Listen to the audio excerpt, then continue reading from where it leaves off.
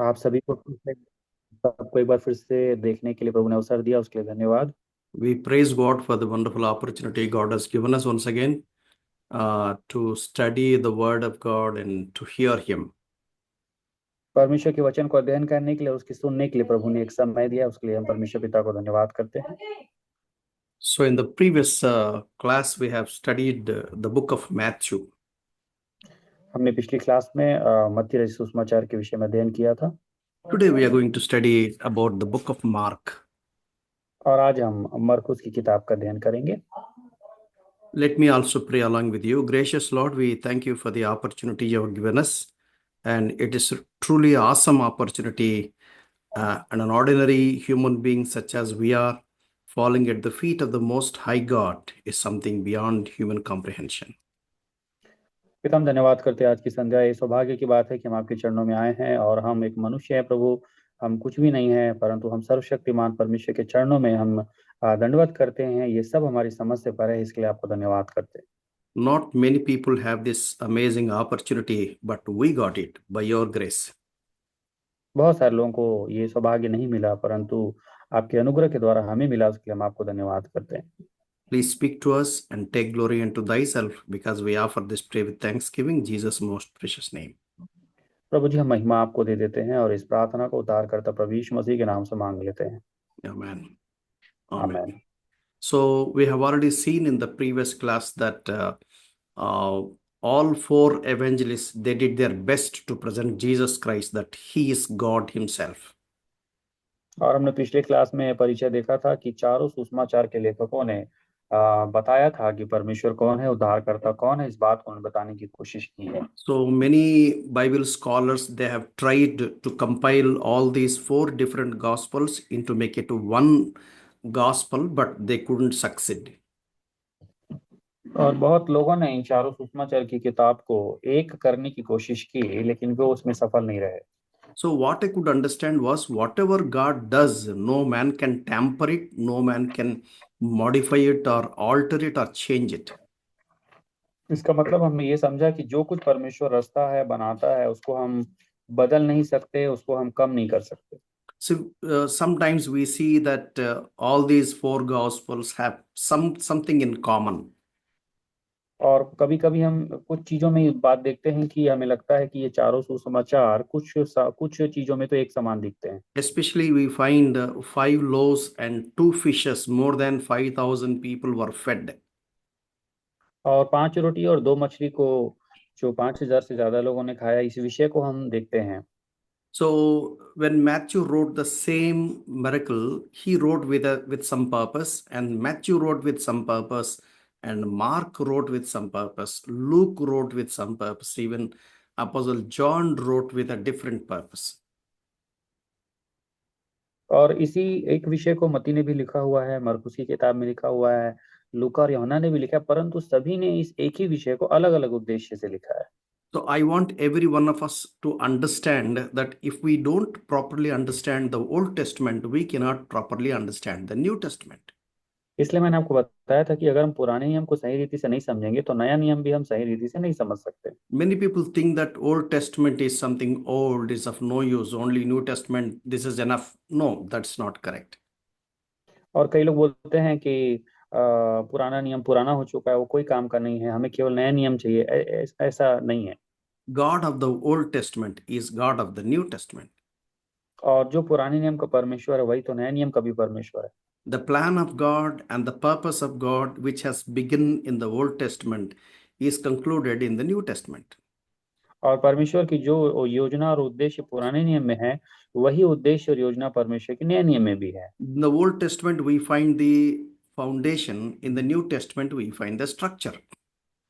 और पुराने नियम में हम नींव बनते हुए देखते हैं, और नए नियम में हम संरचना को खड़ा होते हुए देखते हैं। So when we study the characteristics that are there in the Old Testament as history, many a time we can easily understand ourselves because we can match them. They can match to us.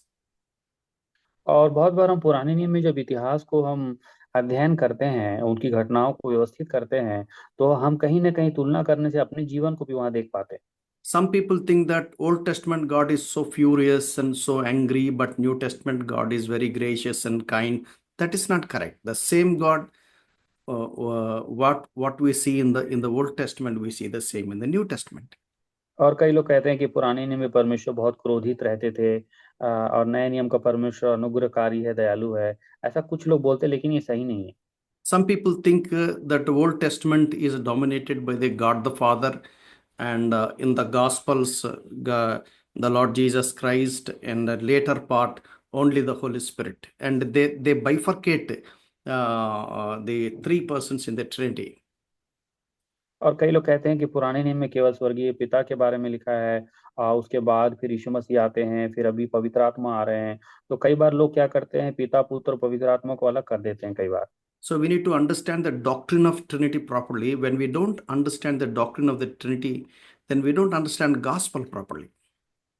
तो जो त्रिएक परमेश्वर का सिद्धांत है वो हमें मालूम होना चाहिए।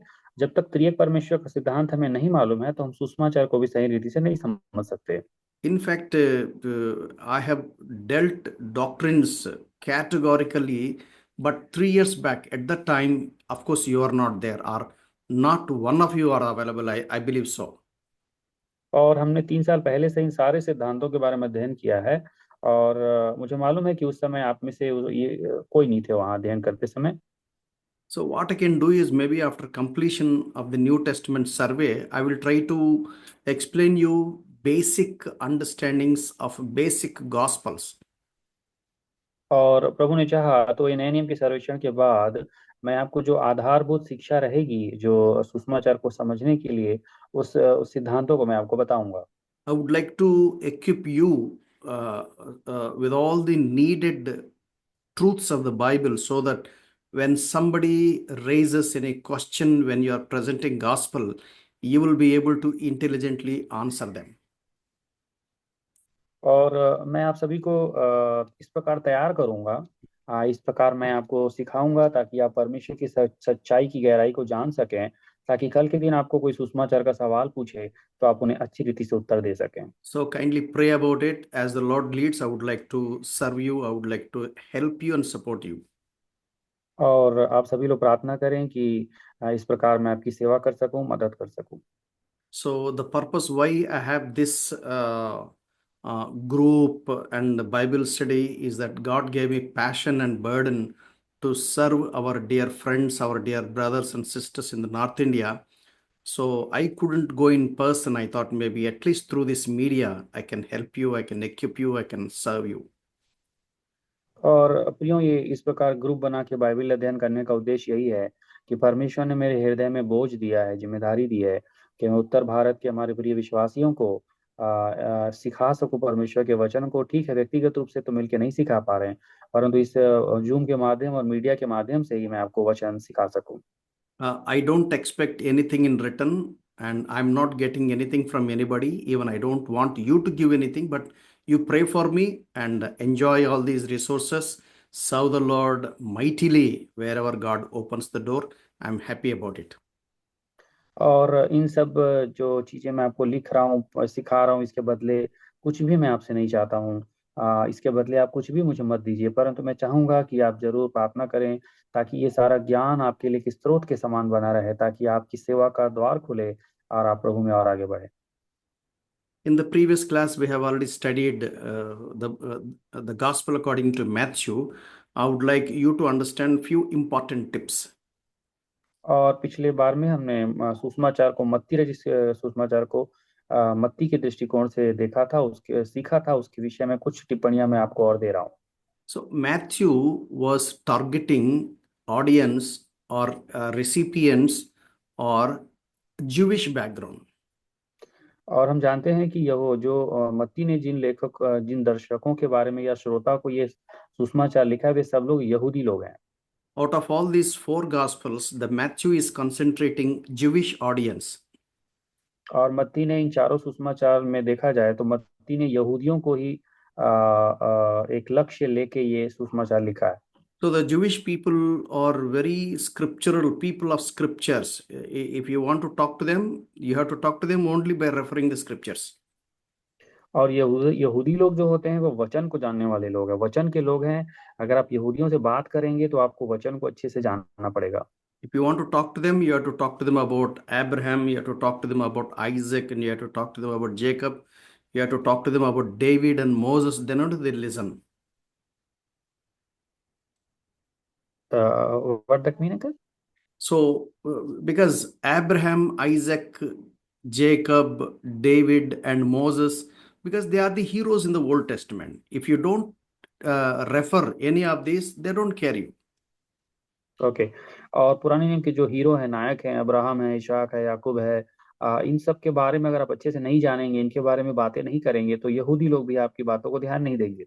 So the Apostle Matthew was trying to convince them, saying that the Messiah who is going to come is none other than the Jesus of Nazareth.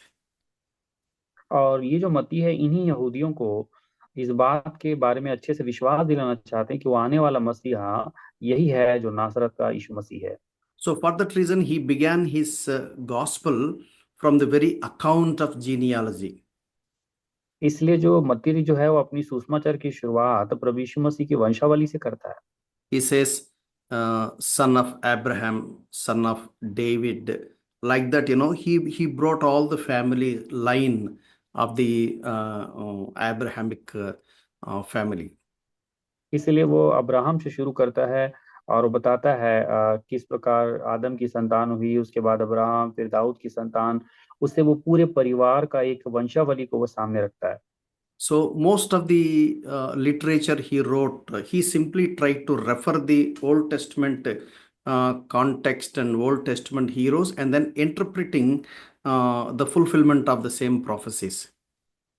और ये जो मत्ती रची जो सुसमाचार का लेखक जो है, ये पुराने नियम की जितने भी जो भविष्यवाणियां हैं, जो बातें कही गई है, उन सब को बताता है और साथ ही उसको नए नियम में पूरा होते हुए भी वो दिखाते हैं।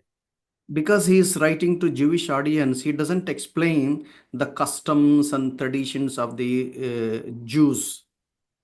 और चूंकि वो यहूदियों को ये खत लिखे हैं सुसमाचार, इसलिए उन्होंने बहुत सारे रिवाजों के बारे में और रीतियों के बारे में इसमें नहीं लिखा है।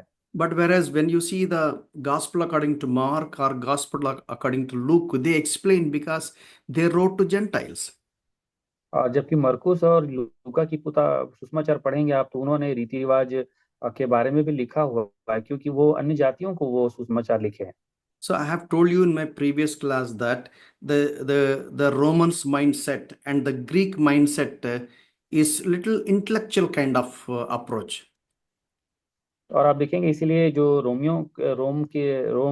लोग को कुछ बातें लिखना है या यूनानी लोग को कुछ बातें लिखना है, तो उसके लिए बहुत ही बुद्धिमानी का उपयोग किया गया है।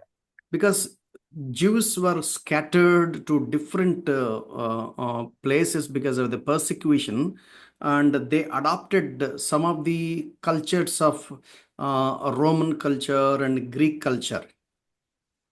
क्योंकि ये जितने यहूदी थे जिनको सताव के कारण फैलना पड़ गया था, वे सभी लोग दूर दूर फैल गए थे। वो कहीं ना कहीं इन अन्य जातियों के और रोमियों के रिवाज को पालन करने लगे थे। If any scholar or if any pandit of Roman or Greek background comes up, they'll immediately say that introduce yourself. What do you say about yourself? That's how they approach. और ये इस प्रकार है कि जो ज्ञानी लोग हैं वो रोम से अगर कोई आए या यूनान से कोई आए, तो उसके बारे में पूछते थे कि आप अपना वो परिचय दीजिए कि आप क्या करते हैं, आप कैसे हैं। But whereas Jewish mindset is different. So Jewish mindset is they don't bother what a person says, but they are so concerned about what they do because in their actions, their actual calling is proved. परंतु यहूदी लोग इन सब चीजों को नहीं ध्यान देते हैं। उनका मनोवृत्ति ऐसा नहीं है कि वो किसी व्यक्ति के जो कहता है उस पर ध्यान दे, परंतु वो व्यक्ति क्या करता है उस पर वो ध्यान देते हैं, क्योंकि वो जानते हैं कि मनुष्य जो कहता है वो गलत हो सकता है, लेकिन जो वो करता है वो उसका जीवन का परिचय होता है। For that reason, what Matthew did was what Jesus said and what Jesus did, he recorded in these two big sections. इसलिए मत्ती सुसमाचार में मत्ती ने प्रभु यीशु मसीह ने क्या कहा है और क्या किया है, उन दोनों को विशेष तरीके से व्यवस्थित करके यहूदियों के लिए लिखा है। So when you read the Gospel according to Matthew, you'll find 5 discourses and 5 great miracles. इसलिए आप देखेंगे कि प्रभु यीशु मसीह ने जो बातें कही हैं उसमें 5 मुख्य जो शिक्षाएं हैं, कहानियां हैं, और 5 जो मुख्य चंगाइयां हैं या आश्चर्य कर्म, उसको आप देखेंगे। There are few narrations and which connects these two. They're also there. और please repeat again. There are other narrations which are not discourses, means with the format, with a professional format. Discourses are there, but narrations is something like a storyline. Okay. और हम देख रहे हैं कि प्रभु ने जो सुसमाचार में जो बातें लिखी है, मत्ती ने जो लिखी है, उसमें से कुछ बातें उन्होंने कहानी के रूप में लिखी है और कुछ बातों को व्यवस्थित संदेश के रूप में लिखा है। Yeah. So the last week is more important. All these 4 evangelists, they have committed a major share for the last week. I will exclusively explain about the last week after completion of Apostle John. Please just repeat. So Matthew, Mark, Luke, and John, these 4 apostles, they have allocated major share of their literature towards the last week, which is called Passion Week. और मत्ती, मरकुस, लूका और यूहन्ना सभी ने बहुत सारे सुसमाचार की जो भाग है उसमें ज्यादातर अध्याय जो है प्रभु यीशु मसीह के लिए जो अंतिम सप्ताह में उन्होंने जो दुख सहाय और बिताया उसके बारे में ज्यादातर इन्होंने लिखा हुआ है। So for that reason, what I do is I will after completion of these 4 gospels, then I will discuss about how Jesus Christ was arrested, how he was put on trial, and how he was crucified, and then buried, resurrection. I will try to give you a general account. इसीलिए मैं आपको इन चारों सुसमाचार की बातें सिखाने के बाद प्रभु यीशु मसीह को किस प्रकार गिरफ्तार किया गया, उनको न्याय हुआ, उनको सताया गया और किस प्रकार उनको क्रूस पर चढ़ाया गया और उनका पुनरुत्थान हुआ, वो सारी बातें मैं आपको एक साथ अंत में बता दूंगा। So as a pastor, as a Christian leader, as a Bible teacher, if you don't have proper grip on Gospels, these 4 accounts of Gospels, you will not be able to understand the other epistles even in the apocalyptic literature. और अगर एक teacher होने के नाते, एक pastor होने के नाते, अगर आप इन चारों सुसमाचार को अच्छे से नहीं समझेंगे तो बाकी जो और भी जो पत्रियां हैं और भी जो प्रेरितों के वचन है वो उनको अच्छी रीति से आप पकड़ नहीं पाएंगे। So in my discussion, if you don't follow or if you don't understand or if you have any, if you need any clarity, please write down somewhere. I will definitely provide you opportunity to ask a question. Then we will discuss about it. I'll throw a little more light on it. और जो कुछ आप सीख रहे हैं, बातचीत कर रहे हैं, अगर इसमें आप कोई चीज स्पष्ट नहीं हो पा रहे हैं किसी विषय में, तो आप उसे सवाल के रूप में लिख लीजिए और जरूर अंत में हम उसको और प्रकाश डालेंगे ताकि आप उसे अच्छी रीति से समझ सकें। So if it is possible, maybe because most of you were not there during Old Testament survey, maybe I will take one exclusive class for you to understand a general understanding of the Old Testament. और चूंकि आप सभी लोग पुराने नियम के सर्वेक्षण के समय नहीं थे, तो इसीलिए मैं चाहूंगा कि एक हम ऐसी क्लास लेंगे जिसमें पुराने नियम के पूरी सर्वेक्षण को हम संक्षिप्त रूप में अध्ययन करने की, आपको बताने की कोशिश करेंगे। Come, let's try to understand few things about Gospel according to Mark. आइए मरकुस के अनुसार हम सुसमाचार के अध्ययन करने के लिए कोशिश करेंगे। So let me introduce you who this Mark is. आइए मैं आपको मरकुस का परिचय दूं। So Mark is not an apostle. He wrote maybe some school of thought saying that he wrote before AD 50, and some scholars they say that no, he wrote somewhere in between 60 to 70 AD. और मरकुस जो है वो प्रेरित के रूप में हम इन्हें नहीं गिनते हैं, और इनकी लिखी हुई जो सुसमाचार है, कुछ लोग बताते हैं कि वो एडी 50 में लिखा था, कुछ लोग कहते हैं कि एडी 60 से 70 के बीच में लिखे थे। So his ethnic background, he's a Jew, he's a Roman citizen. His style of presentation says that he's a preacher, and his focus of his presentation that Jesus is the Son of Man. He's a servanthood is concentrated, and his focus on miracles of Jesus Christ. और हम देखते हैं कि जो मरकुस हैं वो एक यहूदियों की ओर से वो एक यहूदी व्यक्ति हैं बैकग्राउंड में, और वो रोम रोम के नागरिकता रखते हैं, और वो अपने आप को एक प्रचारक के रूप में प्रस्तुत करते हैं, और उन्होंने प्रभु यीशु मसीह को मनुष्य के पुत्र के रूप में प्रकट किया हुआ है, और प्रभु यीशु मसीह के द्वारा की गई आश्चर्य कर्मों के बारे में उन्होंने लिखा हुआ है। In my previous class, I have explained the difference between teacher and preacher. Can any one of you help me to know? I don't know whether you remember or not, whether you could catch it or not. आप में से कोई हैं जो पिछले दिन class में थे? मैंने आपको बताया था टीचर और प्रीचर में क्या अंतर होता है। आप में से को जो हैं वो कुछ लोग बता सकते हैं इसे? Can any one of you tell me who is a teacher and who is a preacher? तो आप में से कोई हैं जो बता सकते हैं कि टीचर कौन होता है, प्रीचर कौन होता है?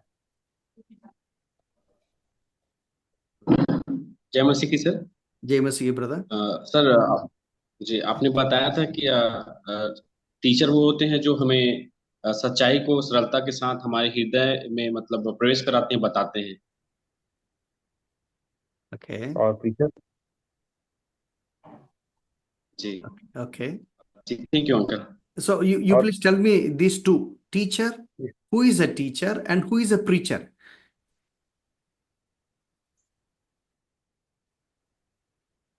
हाँ, हम भाई बोल रहे हैं, चलिए बोलिए। Press the Lord. Can teacher you वो है please, जो हमें yeah, समझाते हैं। please brother, please. Who is परंतु that? That is Goel? Yeah, brother. Please tell me. Teacher हमें टीच देते हैं, समझाते हैं, परंतु प्रीचर हमारे हृदयों में उस वचन को लागू करवाते हैं जीवनों में।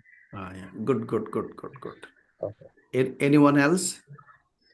और कोई बोलेंगे?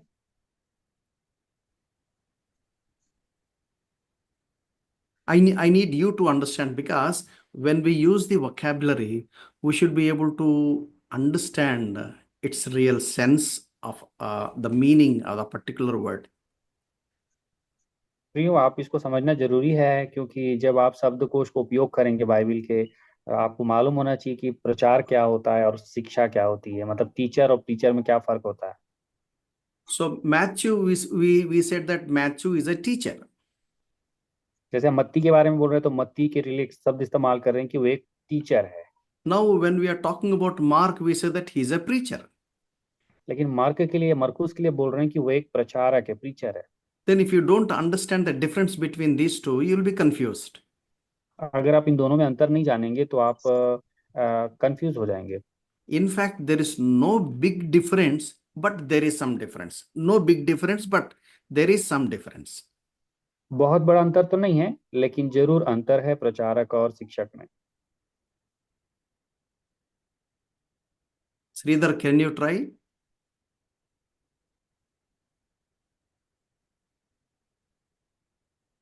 मैं ही अंकल? Sridhar.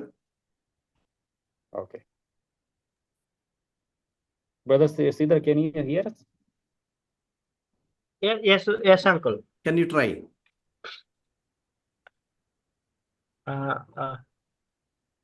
प्रीचर जो अंकल वो मतलब एक विषय पर जो सुसमाचार के रूप में प्रचार करता है। टीचर जो है ये एक जो टॉपिक को लेकर वो सिस्टमेटिकली वो कंप्लीट स्टोरी जो है शुरू से लेकर अंत तक जो है सिस्टमेटिकली वो कंप्लीट बताता है, वो समझाता है। सो मैं ही अंकल? Good. आप बताइए अनिल खरे भाई।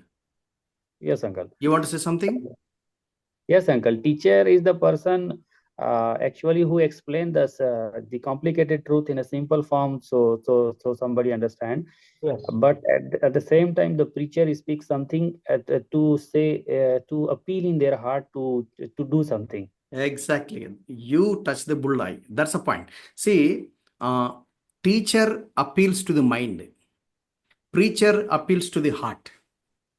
तो जो एक चीज आपको मालूम होना चाहिए कि शिक्षक एक व्यक्ति के मन में सिखाता है और प्रचारक एक व्यक्ति के हृदय में काम करता है। Yeah.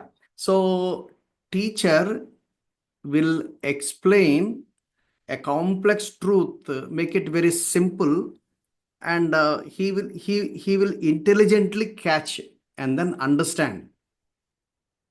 और जो एक शिक्षक होता है वो क्या करता है, एक जटिल सच्चाई को सरल रूप में प्रस्तुत करता है ताकि उसे एक साधारण व्यक्ति समझ सके, कैच कर सके। A preacher is the one who appeals to the heart. He will see that, he will persuade that, he will not only understand but he will apply, he will experience, and he will follow, he will obey, he will challenge them. और एक जो प्रचारक होता है वो मनों के साथ साथ एक व्यक्ति के हृदय को भी कायल करता है, वो हृदय में उसकी समझ को पहुंचाता है ताकि वो सीखी हुई चीजों को उपयोग कर सके, अनुभव में ला सके और उसकी चुनौतियों को स्वीकार कर सके। But without understanding, it cannot be applied. परंतु एक बात है प्रियो कि जब तक कोई किसी को समझ में ना आए तो वो उसे उपयोग नहीं कर सकते। But many Christians, what they do is, although they do not understand many things, by faith they swallow, they practice, and then in the middle they struggle. और बहुत सारे मसीही लोग क्या होते हैं, वो समझते नहीं हैं परंतु केवल विश्वास के द्वारा कुछ चीजों को ग्रहण कर लेते हैं और बाद में उनके जीवन में संघर्ष आता है, वो समस्या में पड़ जाते हैं।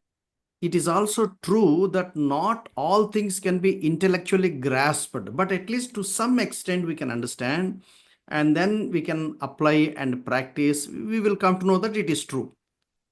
और ये भी सच्चाई बात है कि सारी चीजें और सब कुछ को इंसान ने बुद्धि से समझ नहीं सकता, इसलिए वो सारी चीजों को उपयोग नहीं कर सकता, परंतु कुछ हद तक जो है वो बातों को समझ के उपयोग करता है। And it is also very important that without teaching, preaching is not possible. Without preaching, teaching is no use. और एक बात याद रखना है प्रियो कि प्रचार के बगैर शिक्षा नहीं दी जा सकती, और साथ ही शिक्षा के बगैर अगर हम प्रचार करते हैं तो उसका कोई ज्यादा उपयोग नहीं है।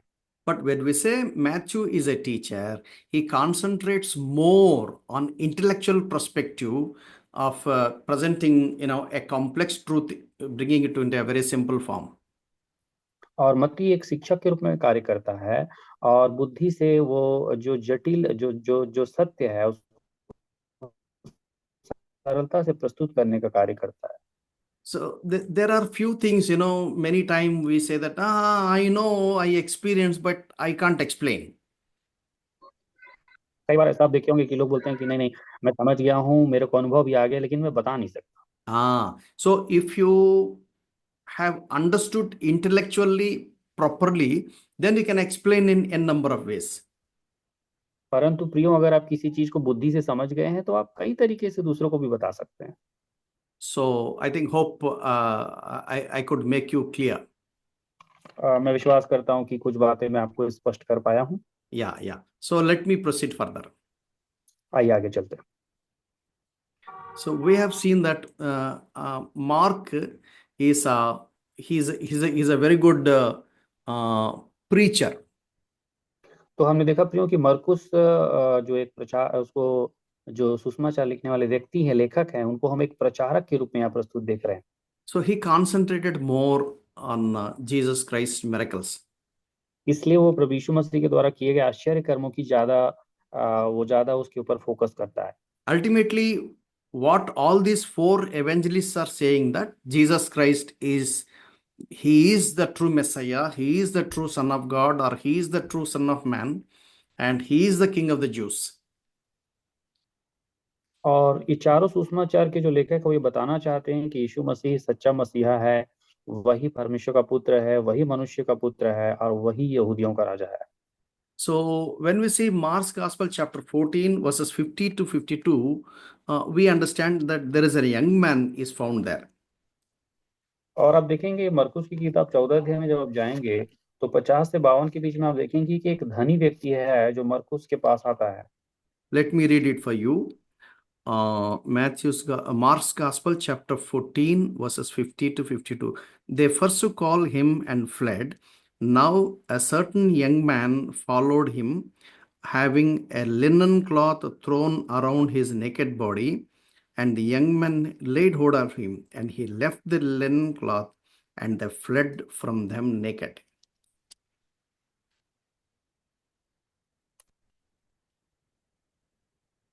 So the reference is correct, uncle? Yeah. Mark's Gospel, Okay. chapter 14, verses 50 and 51. Okay, तो ये एक दूसरा है। सॉरी, मैं आपको दूसरा बता दिया था। ये एक जवान के बारे में लिखा हुआ है जो ये वचन है। यहाँ लिखा है ये मरकुस 14 अध्याय उसके 50 और 51 में। इस पर सब चेले उसे छोड़कर भाग गए। एक जवान अपनी नंगी देह पर चादर ओढ़े हुए उसके पीछे हो लिया और लोगों ने उसे पकड़ा, पर वह चादर छोड़कर नंगा भाग गया। So some scholars say that he is none other than John Mark, one who wrote this gospel. और कुछ लोग बताते हैं कि ये व्यक्ति जो प्रभु यीशु मसीह को नंगा छोड़कर भाग गया था वो और कोई नहीं है परंतु यही है मरकुस। We are not very sure, but it is possible. अब हम एकदम स्पष्ट नहीं बता सकते परंतु हम अंदाजा लगा रहे हैं। We know that he is not an apostle, हमको मालूम है कि मरकुस एक प्रेरित नहीं है। but when we see 1 Peter chapter 5 verse 13, Apostle Peter was addressing John Mark as his son. That means maybe he was born again through the ministry of Apostle Peter, and he became the disciple of Apostle Peter. He followed him wherever he went.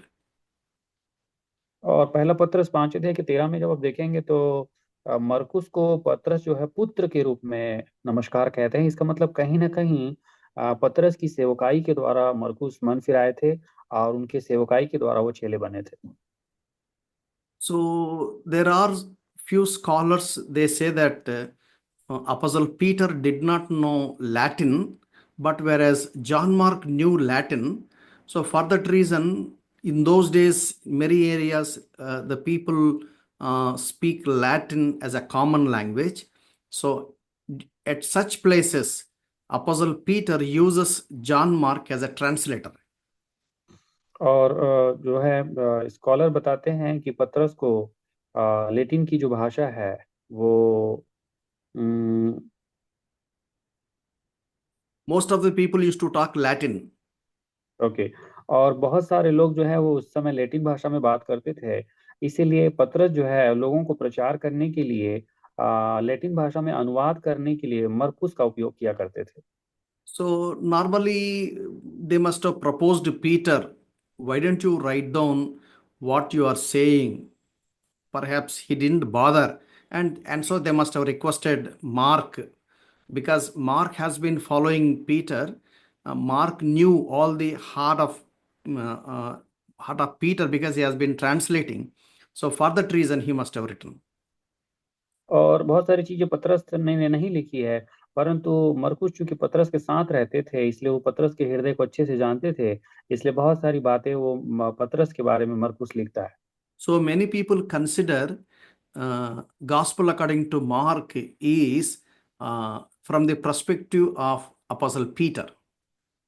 इसलिए बहुत लोग बोलते हैं कि मरकुस की जो सुसमाचार है वो बहुत कुछ पतरस के विचारों से या पतरस को देखकर लिखी गई है। So his mother, John Mark's mother, is Mary. In Hebrew is called Miriam. और जो मरकुस है उनकी माता का नाम जो है मैरी है, जिसे हम इब्रानियों की भाषा में मरियम कहते हैं। And during the Passover, we know that there was a man carrying a pitcher of water. Jesus Christ was telling to his disciples. Scholars say that that person is none other than the father of John Mark. और जो प्रभु यीशु मसीह ने कहा था कि जब फसह के पर्व की तैयारी करोगे तो एक नगर में जाना जहां पर तुम्हें एक व्यक्ति घड़े का पानी लिए हुए दिखाई देगा। वो बाइबल के स्कॉलर बताते हैं कि वो व्यक्ति और कोई नहीं है, वो मरकुस का पिताजी है।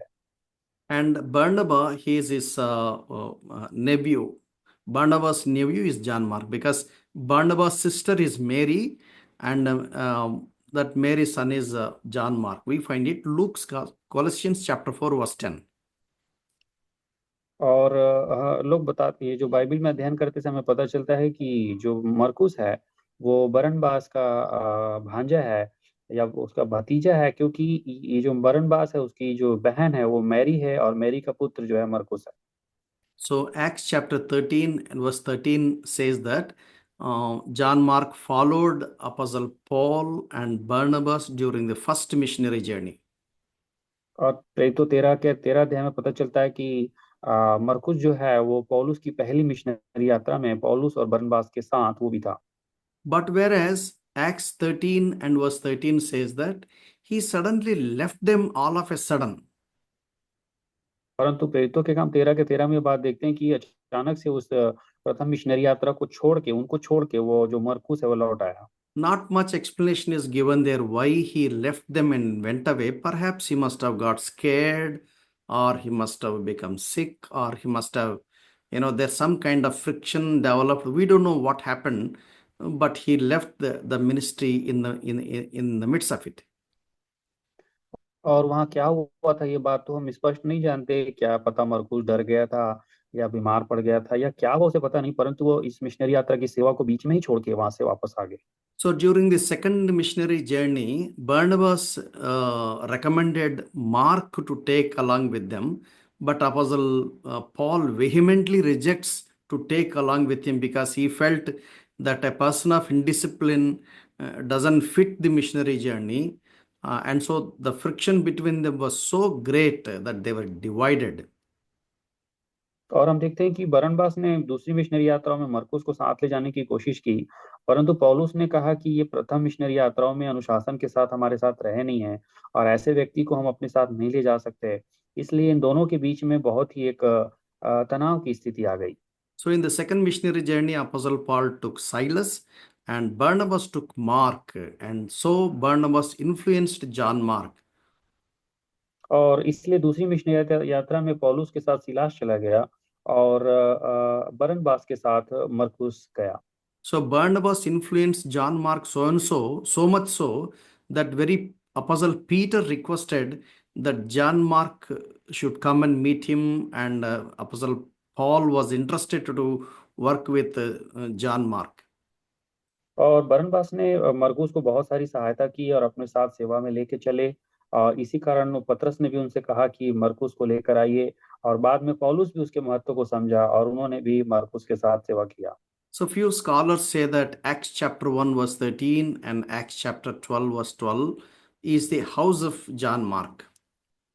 और प्रेरितों के काम 1 के 13 और 12 के 12 में पढ़ेंगे तो आपको पता चलेगा कि काफी सारी सेवा की जो बातें लिखी है वो मरकुस का ही घर है। It is also known as upper room. और वो उपरौठी कोठरी कहा गया है, मरकुस के घर की जो अटारी है उसको कहा गया है। And the disciples and the Lord Jesus Christ, they have had the last supper, last Passover celebrated there. और जो अंतिम फसह का जो पर्व है जो प्रभु यीशु मसीह ने कहा था मैं मनाऊंगा, जो जिस अटारी पर वो तैयारी की गई थी वो मरकुस के घर का ही ऊपर का कमरा था। It appears that his little rich background. इससे पता चलता है कि मरकुस जो है थोड़ा वो अमीर घराने का एक व्यक्ति था। So because this gospel is written from Apostle Peter's perspective, he deliberately avoided Peter walking on water and the discussion about the church. The Lord Jesus Christ said that I build my church on this rock. And then John's Gospel chapter 21, do you love me? And these three things deliberately avoided because it talks about little high about the Apostle Peter. Please explain one more time, Uncle ji. Yeah. So these three instances, Jesus Christ walking on the water, Jesus Christ talking about the church, that God wants to use Apostle Peter to build his church, and John's Gospel chapter 21, there was an instant asking Peter that, do you love me? These three instances talk a very high spiritual levels of or spiritual understandings or spiritual privileges of Apostle Peter. For that reason, deliberately, these three instances are avoided in Mark's Gospel. तो हम यहाँ देख रहे हैं कि पानी पे चलने वाली जो घटना जो पतरस के बारे में लिखी गई है मत्ती 14 अध्याय के 29 में, और इस पत्थर पे मैं अपनी कलीसिया बनाऊंगा, ये भी पतरस के बारे में कहा गया है मत्ती 16 अध्याय के 18 के 17 में। और क्या तुम इस सबसे बढ़कर मुझसे प्रेम करते हो, ये सवाल भी यूहन्ना ने कहा हुआ है, पतरस के बारे में लिखा है, प्रभु यीशु मसीह ने उसे 3 बार पूछा था। ये सारी बातें पतरस के विषय में ज्यादा बातें बताती है, इसीलिए जो मरकुस ने इन सब चीजों को अपने सुसमाचार में ज्यादा नहीं लिखा हुआ है। So these three instances make Apostle Peter someone special among the 12 apostles. और यही जो तीनों बातें हैं, इसी के कारण जो 12 प्रेरितों में से पतरस को एक विशेष स्थान दे देती है इन घटनाओं के कारण। So we have to understand the humility of Apostle Peter, that he is not talking about his high spirits, but he is only talking about his humble and normal experiences. और इतनी सारी अच्छी जो आश्चर्य कर्म की बातें पतरस की जिनमें होने पर भी वो अपने आप को बहुत नम्रता के साथ में बहुत ही दीनता के साथ में प्रस्तुत करने वाले व्यक्ति के रूप में देखते हैं। When we have to write a story by ourselves, what we do, the best part of it, we'll try to put it in front somehow to make people to know that I am someone great and I am not less than this man or that man, things like that.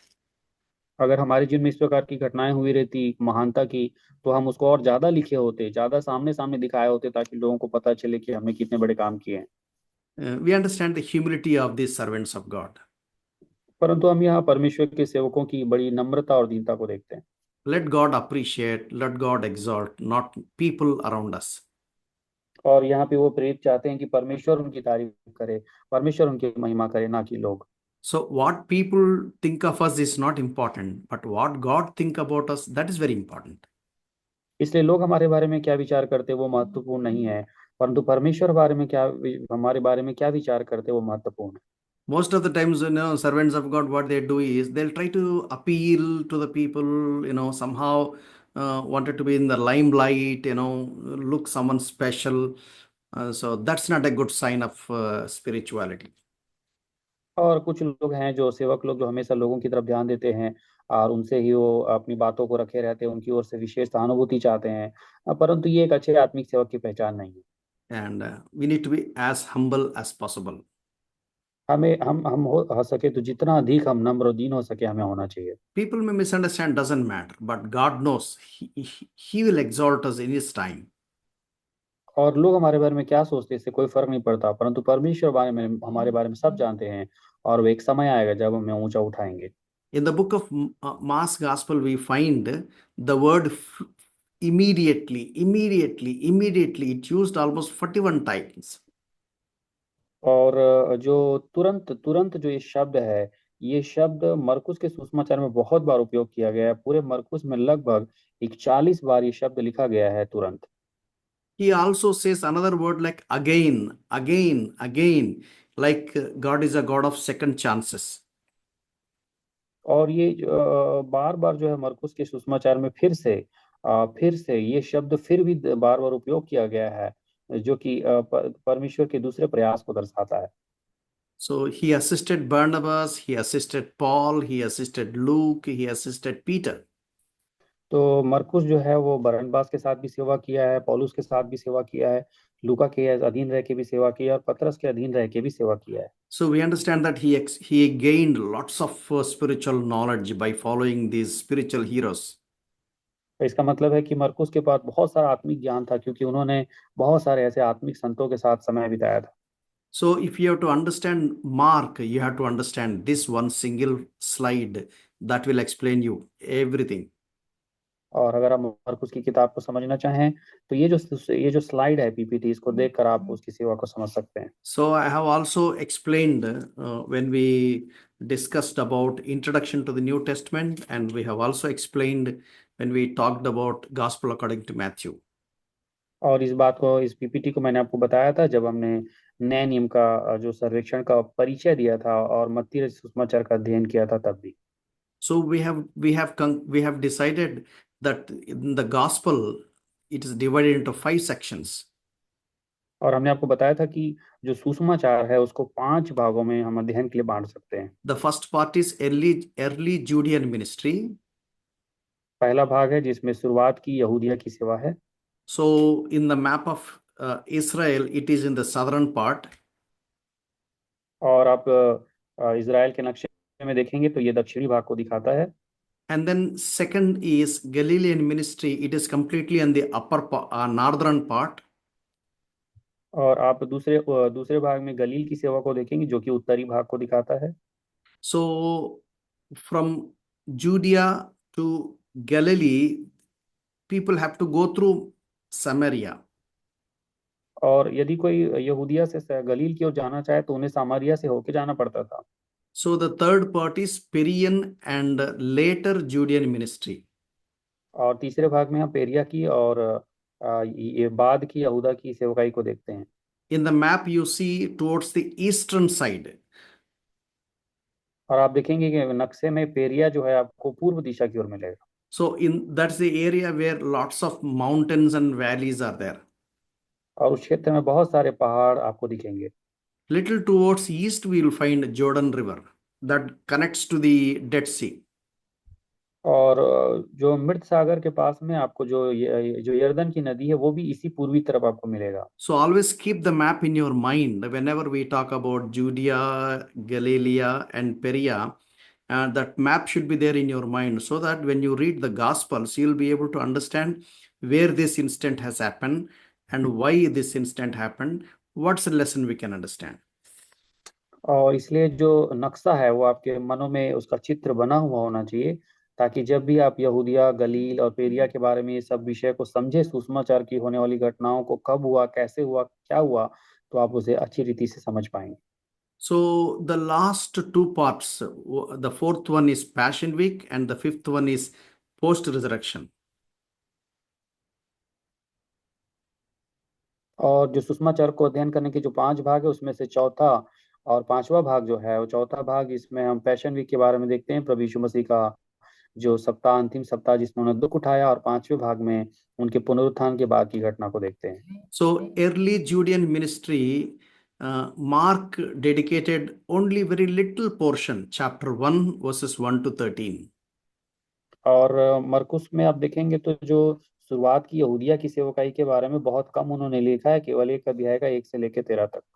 Matthew did not use much, Mark did not use much, even Luke also did not use much, but whereas Apostle John, he spared a lot and he gave us a lot of information in the first early Judean ministry.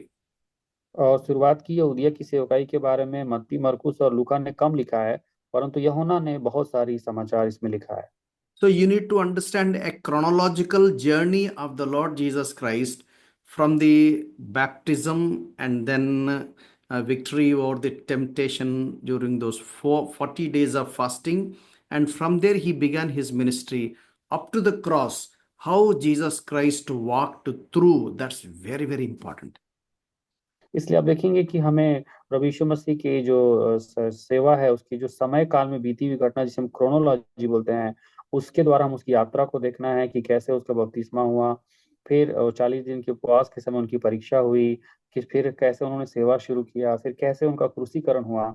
ये पूरी घटना को हम एक क्रमानुसार समय के अनुसार देखना है। So when you are studying any passage or when you are going to preach about any passage of any fragment of the Gospels, you should have a clarity of understanding where that particular location is. तो जब आप सुसमाचार के किसी एक paragraph का प्रचार करेंगे तो आपको अब समझ में आ जाएगा कि आप पूरी नक्शा को जान रहे हैं कि वो किस भाग की हो रही घटना है। You should have a proper understanding about the context. तो आपको वहाँ प्रचार के जो मुख्य संदर्भ है वो आपको समझ में आ जाएगा। If you don't understand the context, you can't understand the text. और आप अगर संदर्भ को नहीं समझेंगे तो उस वचन के मुख्य संदेश को भी नहीं समझेंगे। Please remember, fundamental principles of interpreting the scripture is text in its context. और एक बात याद रखिएगा कि किसी भी वचन की जो मुख्य जो नींव है उसकी जो व्याख्या करने का जो सिद्धांत है वो ये है कि हम उसके संदर्भ की सच्चाई को जानना है। I will tirelessly repeat it again and again, because it is very, very, very, very important for every Bible teacher or preacher. और इस बात को मैं बार बार आपको क्यों बता रहा हूँ, क्योंकि बाइबल के किसी भी टीचर और प्रीचर को ये बात जानना बिल्कुल आवश्यक है कि किसी भी वचन या प्रचार का जो संदर्भ है और उसके वचन की व्याख्या क्या है। Text must be understood only in its context. और किसी भी वचन की व्याख्या हम उसके सही संदर्भ से ही जान सकते हैं। Every text will have only one meaning, just one meaning. We have to catch that one meaning. और किसी भी वचन का एक अर्थ होता है, उस एक अर्थ को हमें समझना है। Whoever preacher or whoever teacher, everybody should be able to say only that one particular meaning, not whatever comes to our mind. और कोई भी प्रचारक जो है परमेश्वर के उस मुख्य वचन से मिले हुए एक अर्थ को बोलना है। वो चाहे वो कोई भी प्रचारक हो, कोई भी टीचर हो, उस एक अर्थ को ही वो बोलना है। We have to try to catch the original author's intention. We have to first understand what the original author is trying to say. When we don't catch that particular thought, we will never be able to do justice to our preaching or teaching. प्रियो, अगर हम जो लेखक, जो मुख्य लेखक जिन्होंने इस बात को लिखा हुआ है, प्रचार को, सुसमाचार को, उनकी मंशा को हम ना जाने तो उनके सही प्रचार को हम कैच नहीं कर सकते। और ऐसा हम नहीं करेंगे तो हम प्रचार को और शिक्षा को हम न्याय नहीं दे पाएंगे। If you hear anybody saying that this is the topmost secret mystery, I only got it, it is a lie. Already all biblical scholars from Genesis to Revelation, a beautiful explanation is already given and proper literature is already available. आज के दिन में अगर कोई आपको कहे कि मुझे तो बड़ा रहस्य मिल गया है और मैंने वचन के एक बड़े रहस्य को मैंने जाना है, अगर ऐसा कोई बोले तो वो गलत बोल रहा है, क्योंकि परमेश्वर ने उत्पत्ति से लेकर प्रकाशित वाक्य तक की वचनों की समझने के लिए व्याख्या और अभिव्यक्ति को पहले ही बता दिया है। So the biblical scholars have, God gave them enough wisdom to properly record all the truths from Genesis to Revelation. It is already available. We just read, we just meditate, we just understand and apply it. इसलिए परमेश्वर ने वचन को लिखने के लिए जितनी बुद्धि और प्रकाशन की बातें हैं वो उत्पत्ति से लेकर प्रकाशित वाक्य तक लेखकों को दे दी है और उन्होंने इसे लिख दिया है। आज हम पढ़ते हैं, मनन करते हैं, समझते हैं और उसे अपने जीवन में उपयोग करते हैं। So in the second part, Galilean ministry, John the Mark, he used chapter 1 verses 14 to chapter 19 till end. और दूसरा जो भाग है, जो गलील की सेवकाई का कुछ भाग के बारे में, मरकुस की किताब 1 अध्याय उसके 14 से लेकर 9वें अध्याय तक में वो लिखते हैं उसके बारे में। So almost all 2+ years the Lord Jesus Christ ministered this area. और प्रभु ने उस गलील की सेवा में लगभग 2 साल बिताए थे। Total almost all 3.5 years. और प्रभु ने कुल मिला के 3.5 साल की सेवकाई की थी। These timings are approximation, not exact what I say. It is approximation only. Nobody knows. और कोई नहीं जानते, परंतु ये एक लगभग दिया हुआ समय है जिसे हम 3.5 वर्ष की सेवा कहते हैं। And the third section is Perean and later Judean ministry. He just gave one chapter, chapter 10. और जो बाद में पेरिया की और जो बाद की यहूदिया के क्षेत्र की सेवा थी, उसके बारे में केवल मरकुस के केवल 10 अध्याय में ही लिखा गया है। The Passion Week, he dedicated chapter 11 to chapter 15. And about the post-resurrection, he dedicated one chapter, chapter 16. और मरकुस की किताब 11 अध्याय से लेकर 15 अध्याय के बीच में हम प्रभु यीशु मसीह ने जो अंतिम सप्ताह में जो दुख उठाया था और उनका क्रूसीकरण हुआ था उसके बारे में देखते हैं। और 16वें अध्याय में हम प्रभु यीशु मसीह के पुनरुत्थान के बाद की घटना को देखते हैं। So his major focus is to say that Jesus of Nazareth is a suffering servant and savior. और मरकुस जो है, उनका जो सुसमाचार का जो आधार है, वो यीशु मसीह के बारे में मुख्य बात जो बताते हैं वो ये है कि प्रभु यीशु मसीह दुख उठाने वाला एक सेवक है और उद्धार करता है। So in the first section, early Judean ministry, chapter 1 verses 1 to 13, we find at least 4 important events. और शुरुआत की जो यहूदिया की सेवकाई है उसमें हम मरकुस में 1 अध्याय के 1 से 13 के बीच में मुख्य 4 घटना को देखते हैं। In the first section of the ministry of the Lord Jesus Christ, John Mark did not concentrate much. और जो शुरुआत की यहूदिया की जो सेवकाई है उसके बारे में मरकुस जो है ज्यादा ध्यान नहीं देता है। He just said 13 verses. He talks about John the Baptist. He talks about baptism of the Lord Jesus Christ. He talks about temptation just in 2 verses. And he talks about the journey to Galilee in 1 verse. और वो केवल बहुत ही कम 13 वचनों में शुरुआत की यहूदिया की सेवकाई को बताते हैं। और वो बताते हैं सबसे पहले यूहन्ना बपतिस्मा दाता के बारे में, दूसरे बात में यीशु मसीह के बपतिस्मा के बारे में, तीसरा, वो उनकी परीक्षा के बारे में केवल 12 और 13 वचन में बोलते हैं, और उसके बाद गलील की यात्रा में के बारे में वो 1 वचन बोलते हैं। Totally, he simply gave an introduction to his gospel in the first 13 verses. तो वो देखते हैं कि मरकुस जो है अपने सुसमाचार का परिचय केवल पहले अध्याय के 1 से 13 वचन के बीच में ही देते हैं। In the second section, Galilean ministry, we can understand in two perspectives. One is what Jesus did and what Jesus said. और गलीलियों में जो सेवकाई प्रभु यीशु मसीह ने की थी, उसके बारे में मरकुस 1 अध्याय के 14 से लेकर 9वें अध्याय के बीच हमने जो देखा था, उसको उन्होंने 2 भाग में बांटा था, जिसमें चंगाई और आश्चर्य कर्म था, और दूसरे भाग में प्रभु यीशु मसीह ने जो बोला था वो शिक्षा थी। So Jesus Christ was sharing about the truths concerning the kingdom of God, kingdom of heaven. और प्रभु यीशु मसीह ने जो परमेश्वर के राज्य के बारे में जो सच्चाइयां बताई थी, स्वर्ग के राज्य के बारे में जो सच्चाइयां बताई थी, उसके बारे में मरकुस बताते हैं। When Matthew wrote, he never says kingdom of God, he says only kingdom of heaven. और मत्ती जब सुसमाचार लिखता है तो वो स्वर्ग का राज्य के बारे में लिखते हैं, वो परमेश्वर के राज्य के बारे में नहीं लिखते हैं। Because for a Jew, the third command of 10 commandments, that he should not pronounce God in any way loosely. जैसे कि यहूदियों के लिए परमेश्वर की जो आज्ञा थी, उसका तीसरा आज्ञा था कि तू कभी अपने परमेश्वर यहोवा का नाम व्यर्थ में नहीं लेना। For that reason, Jews, they don't pronounce the name God. They say G_D. When they write G-O-D, normally we write G-O-D, but they don't write G-O-D. They simply say G_D. Even they don't write also. They don't say that God, very difficult, because they fear, they get scared. Okay और हम देखते हैं कि यहूदी लोग को जो तीसरी आज्ञा मिली थी कि तुम परमेश्वर का नाम कभी व्यर्थ में न लेना, इसलिए यहूदी लोग इतना डरते थे कि वो परमेश्वर को भी कई बार उसका नाम लेने से, परमेश्वर बोलने से डरते थे, यहाँ तक कि लिखने से भी डरते थे। वो स्पेलिंग में जी ओ गॉड न लिखकर जी के बाद डैश करके वो डी लिख देते थे। So they normally say Lord instead of God. इसलिए वो गॉड की जगह में लॉर्ड कहते थे, अर्थात परमेश्वर की जगह में वो प्रभु शब्द का इस्तेमाल करते थे। So for that reason he says kingdom of heaven, but doesn't mean to say that kingdom of heaven is different, kingdom of God is different. इसीलिए जो है जो मत्ती है वो स्वर्ग के राज्य के बारे में कहता है, ना कि परमेश्वर के राज्य के बारे में। परंतु इसका मतलब ये नहीं है कि स्वर्ग का राज्य और परमेश्वर का राज्य अलग अलग है। Some people do not know these truths, and then they try to make a big issue saying that kingdom of heaven is this and kingdom of God is this. No, both are same, because Jewish tradition, they fear to take the name of God. He simply said kingdom of heaven, that's it.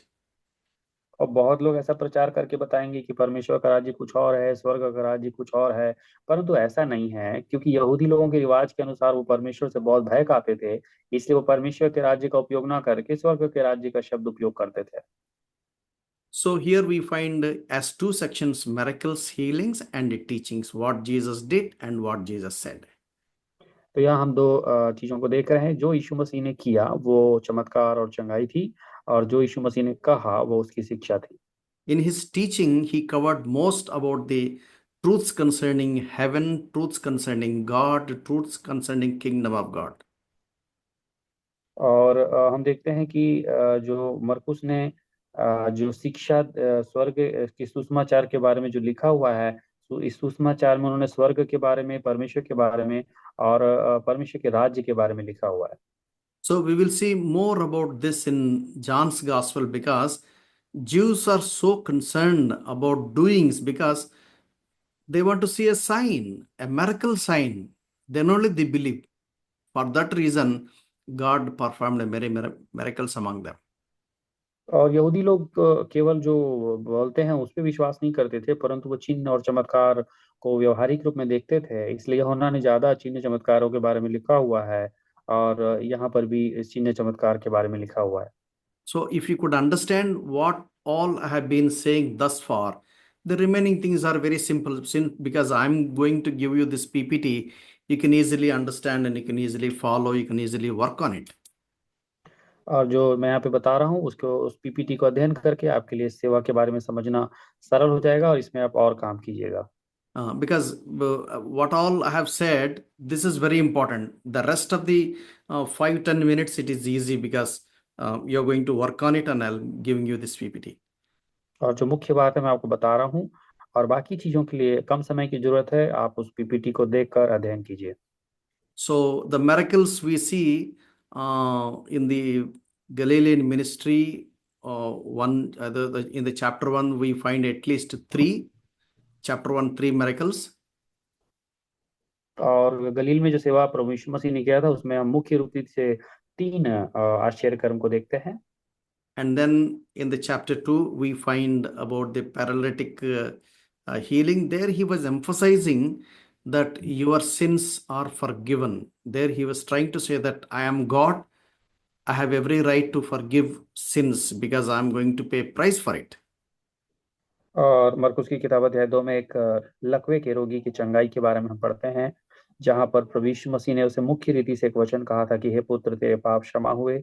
और प्रभु ने ऐसा क्यों कहा? वो बताना चाह रहे थे कि वो परमेश्वर हैं जिन्हें पाप क्षमा करने का अधिकार है। So they knew when Jesus said that, verse 5, Son, your sins are forgiven.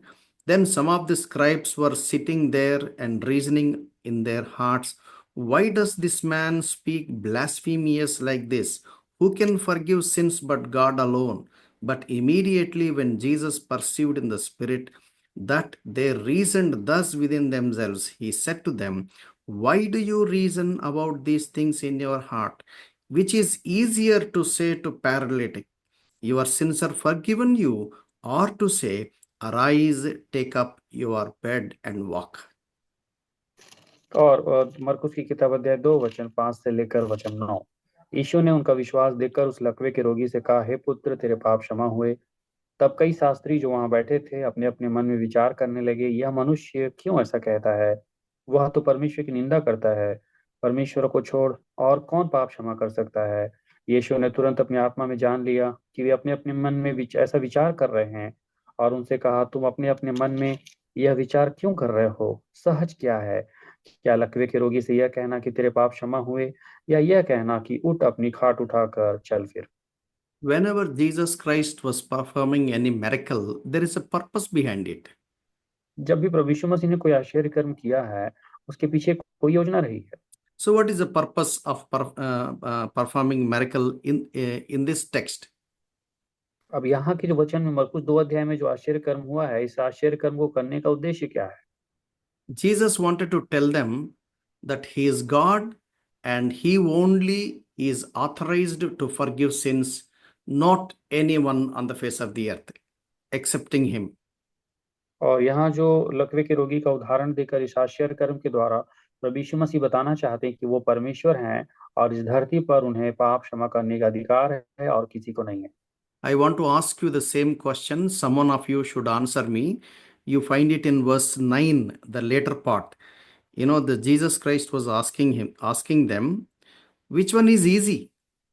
Verse 9, which is easier to say to the paralytic, your sins are forgiven, or to say, arise, take up your bed and walk? और मैं आप जितने लोग सुन रहे हैं उनसे मैं एक सवाल पूछना चाहता हूँ, जो 9वें वचन में लिखा हुआ है कि यहाँ 2 बातें कही गई थी, उसमें से कौन सी बातें कहना सरल है? या कि तेरे पाप क्षमा हुए, या ये कहना कि उठ और खाट उठाकर चल फिर? If you are there in the same group, what would be your answer? अगर आप वहां पे होते उस समूह में, तो आपका उत्तर क्या होता? Can anyone unmute and then say a word? आप में से कोई अनम्यूट करके बोल सकते हैं, आप वहां पे होते तो आपका उत्तर क्या होता? Which is easy? कौन सी बातें कहना आसान है? ये बात कहना कि तेरे पाप क्षमा हुए, या ये बात कहना आसान है कि उठ अपनी खाट उठाकर चल फिर? खाट उठाकर चल उठ फिर।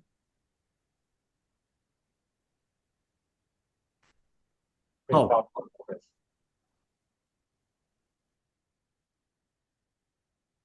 Okay, Yes, uncle. Sister Ragini, I think did you, Ragini sister, I think you are the one who said this answer, is it?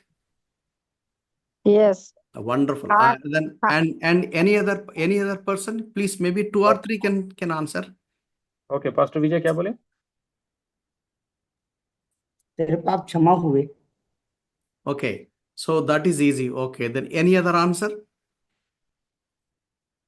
No, sir, definitely, uncle, easy is that somebody say ki take your cot and run. That is more easy. Is it? As a doctor, you are saying that.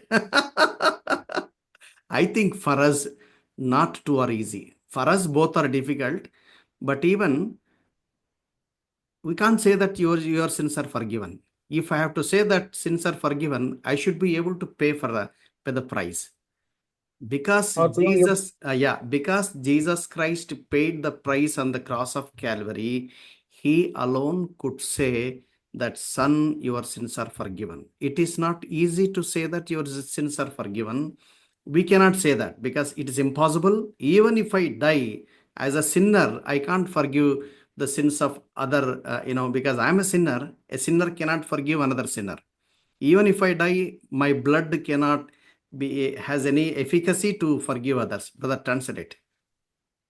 और प्रियो ये दोनों बातें कहना बहुत कठिन है, ये भी कि तू अपनी खाट उठा और चल फिर, और ये भी कि तू अपने हे पुत्र तेरे पाप क्षमा हो गए। परंतु प्रभु यीशु मसीह ने ये बात क्यों कह पाई? क्योंकि उन्होंने कीमत चुकाई थी, और वो एक मनुष्य के लिए क्रूस पर कीमत चुकाए थे, इसलिए वो कह सकते थे कि हे पुत्र तेरे पाप क्षमा हुए। और हम लोग के लिए ये बात कहना असंभव है प्रियो, क्योंकि हम एक पापी हैं। हम एक पापी होने के नाते दूसरे पापी को कभी नहीं कह सकते कि तेरे पाप क्षमा हो गए, और हमारे हमारे खून भी किसी के पापों को क्षमा नहीं कर सकता। What Ragini's sister said is correct to some extent. But for us, it is both are difficult, impossible. As human beings, we can't heal people. We can't heal people. Medical और science can only help to some extent if God permits. Because what happened in the pandemic situation? Same medicine was used. Not all are healed. Who will explain the answer to it? और प्रियो ये दोनों बातें बहुत कठिन है। जैसे कि रागिनी सिस्टर ने कहा कि ये बात आसान है कि हम कह दें कि चलो उठाओ और अपनी खाट उठाओ और चलो फिरो। ये आसान भी नहीं है कि हर आदमी चंगा हो जाए। ठीक है, थोड़ा बहुत हम मेडिसिन और मेडिकल साइंस की सहायता से किसी को चंगा कर सकते हैं, परंतु सबको नहीं कर सकते। और देखेंगे इसीलिए कोरोना काल में बहुत सारे लोग चले गए, जबकि बहुत सारे लोग दवा भी लिए, दवाई भी खाए, फिर भी बहुत लोग की मृत्यु हो गई। तो इसका हम उत्तर नहीं दे सकते। So for that reason, in some sense, we can say that healing is easy than forgiving sins. इसलिए हम कुछ बातों में अध्ययन करके बात समझ सकते हैं कि चंगाई आसान है, परंतु पाप क्षमा एक कठिन काम है। But when we carefully read the scriptures, even healing is also not easy. और जब हम वचन पढ़ेंगे तो हमें ये भी बात पता चलेगा कि चंगाई भी आसान नहीं है। So for that reason, I wanted Sister Ragini, please read Matthew's Gospel chapter 8 and verse 17. Ragini sister पढ़ सकते हैं मत्ती सुसमाचार 8 अध्याय का 17 वचन। It is actually a tricky question, It is Yes, difficult to brother. answer. Matthew. Matthew 8 and verse 17.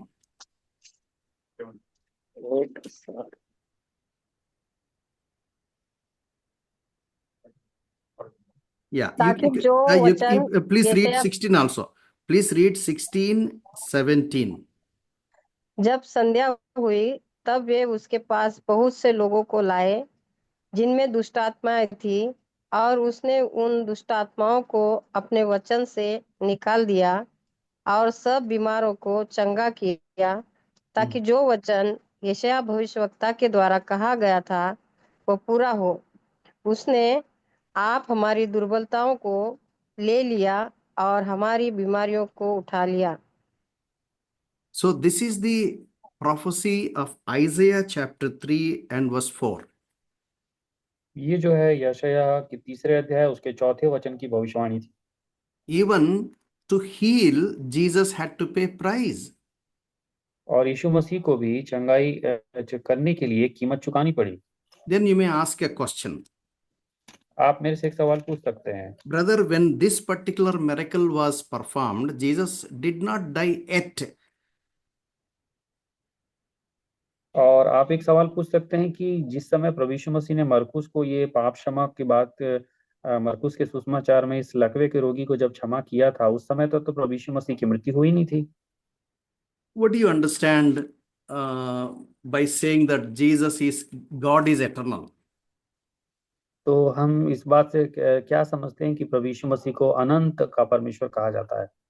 Bible says that yesterday, today, tomorrow is same for God, and there is no change in God. God does not change. Technically saying, God is immutable. और जैसे कि आप वचन पढ़ते होंगे कि परमेश्वर कल, आज और युगानुयुग एक समान है। परमेश्वर कभी परिवर्तन नहीं होता, बदलता नहीं है। You find it in Malachi chapter 4. We are not going to go in detail, ये वचन आपको मलाकी की किताब अध्याय 4 में मिलेगा। but I'm not going to go in detail. But here, what I want to say is, for God, there is no history. For God, there is no future. इसका मतलब है कि परमेश्वर के लिए कोई इतिहास नहीं होता, परमेश्वर के लिए कोई भविष्य नहीं होता है। We have history. Yesterday is history for us. Tomorrow is future for us. And for us, today is present. For God, everything is eternally present. For that reason, God can say that Jesus died before the foundations of this world. We find that verse in Revelation. और प्रियो, हम जो मनुष्य हैं, हमारे लिए इतिहास होता है कल का बीता हुआ कल, हमारे लिए भविष्य होता है आने वाला कल का कल, और हमारे लिए वर्तमान होता है आज। परंतु परमेश्वर के लिए कल और आज वर्तमान नहीं, भविष्य नहीं होता है, क्योंकि वो हमेशा से एक समान है। इसीलिए परमेश्वर यीशु मसीह के बारे में वचन लिखा है कि जगत के उत्पन्न होने से पहले ही वो कीमत चुका दिया है, उसकी क्रूस पर उसे चढ़ा दिया गया है। ये प्रकाशित वाक्य में लिखा हुआ है। So when we understand the scriptures, we have to try to see from God's perspective or from human's perspective. इसलिए हम परमेश्वर के वचन को जब अध्ययन करते हैं तो परमेश्वर के दृष्टिकोण से और मनुष्य के दृष्टिकोण से, दोनों दृष्टिकोण से इसे समझना है। So that is the reason why Bible scholars say that this verse, Matthew chapter 8, verses 16 and 17, there it is said it is fulfilled, not future, See that it might be fulfilled, which was spoken by Isaiah the prophet, saying that he himself took our infirmities and bore our sickness. तो उस हिसाब से देखा जाए तो मत्ती सुसमाचार जो 8 अध्याय के 16 और 17 में जो चंगाई के लिए लिखा है कि उन्होंने बीमारों को चंगा किया, वो पूरा हो गया है लिखा है। यशायाह भविष्यवक्ता की कही भी बातें पूरी हो गई है लिखा है। So for that reason, the miracles